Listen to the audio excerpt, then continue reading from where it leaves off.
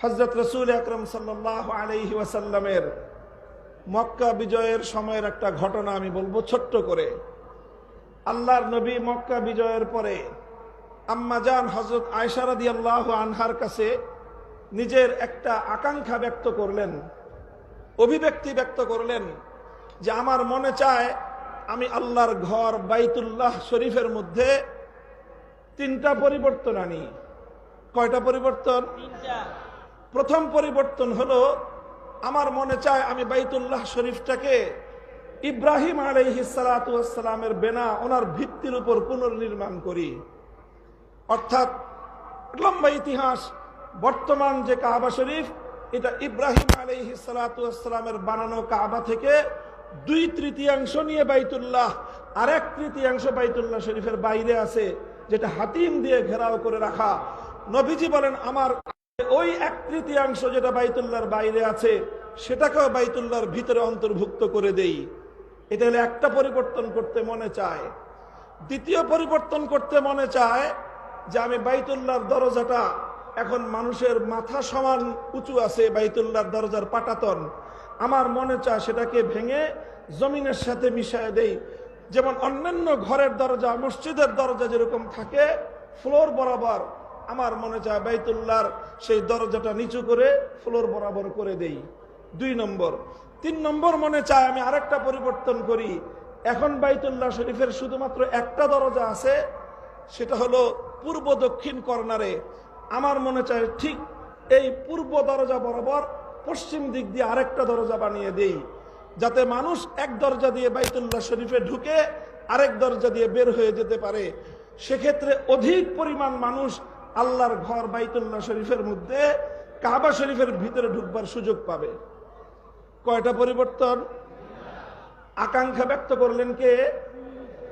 স্বয়ং আল্লাহর রাসূল সাল্লাল্লাহু আলাইহি ওয়াসাল্লাম। এটা বুখারী শরীফ সহ সমস্ত হাদিসের কিতাবের মধ্যে এই কথা বর্ণিত আছে। এই কথা আল্লাহর নবীজি বলছেন কখন? মক্কায় পরাজিত অবস্থায় না বিজয়ী অবস্থায়? যখন মক্কা মদিনার পরিপূর্ণ নিয়ন্ত্রণ ক্ষমতা আল্লাহর নবীর হাতে।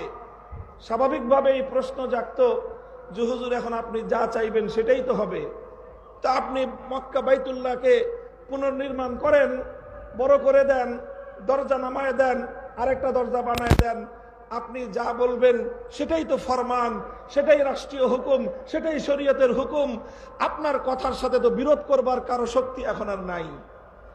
আল্লাহর নবী বললেন যে এটা যদি আমি এখন করি তাহলে কিছু সাধারণ মানুষের মধ্যে যাদের বুঝ কম, যাদের জ্ঞান কম, যাদের ইলম কম, যারা নতুন নতুন মুসলমান হয়েছে, ইসলামের প্রতি এখনো তাদের পরিপূর্ণ আস্থা বিশ্বাস তৈরি হয়নি, তারা বিভ্রান্তিতে পড়বে।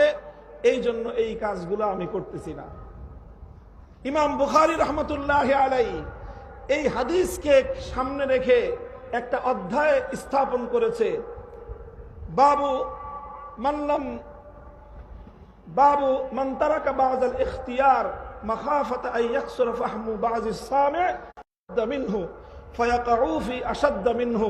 ইমাম বুখারী বলেছেন যে অনেক অনেক উত্তম কাজ ছেড়ে দিতে হয়।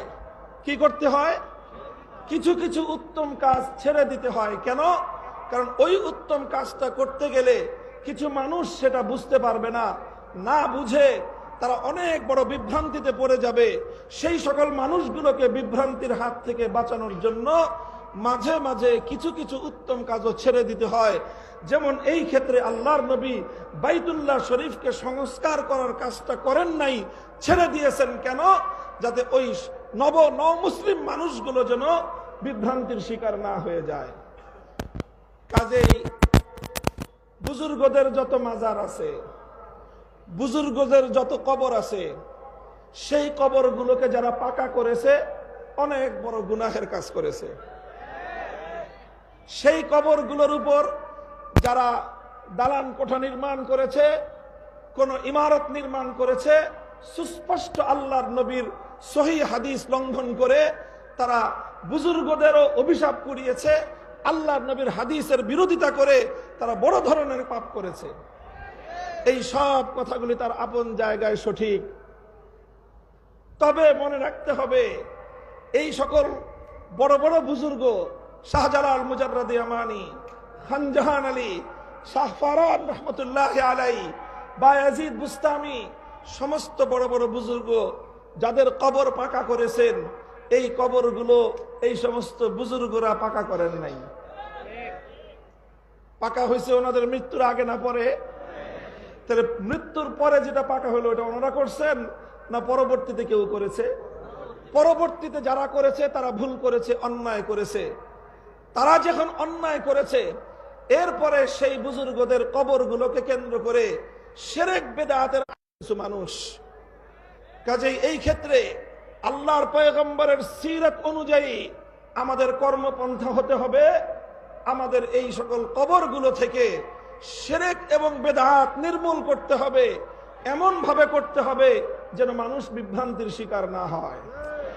কেউ যেন প্রকৃত অর্থে আমরা যারা শাহজালালের উত্তরসূরি, প্রকৃত অর্থে আমরা যারা শাহজালাল থেকে আল্লাহু আকবারের ধ্বনির শিক্ষা গ্রহণ করেছি, প্রকৃত অর্থে আমরা যারা শাহজালালের চেতনায় উদ্বুদ্ধ হয়ে গৌর গোবিন্দদের বিরুদ্ধে রুখে দাঁড়াবার প্রেরণা পেয়েছি, কেউ যেন আমাদের বিরুদ্ধে বিষোদ্গার করার সুযোগ না পায়, সেই বিষয়ে খেয়াল রাখতে হবে।